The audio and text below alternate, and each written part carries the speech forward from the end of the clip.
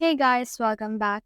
In this video, I'm going to show you how to edit password page on Wix. Let's get started. So as of right now, you can see is my general page. Now when you click on this pages and menu, I should be able to see in here that the general. And in here, you can see this icon right here, which is sort of a key. So this means that this actual page is password protected. Now, in order to change or edit the password right here, just click on the three dots. Then on there, just click on settings.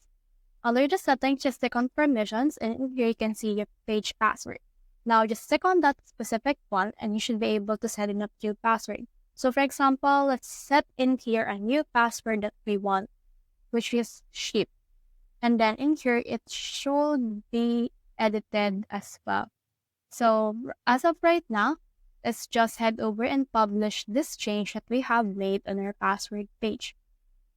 And then once it's been published, let's just click on this view site right here.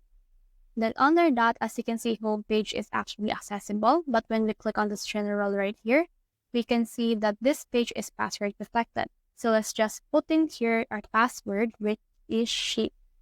Then click on go right here in order to access that website. Now, as you can see, we have now accessed it, and then the password that we have added has been successfully changed.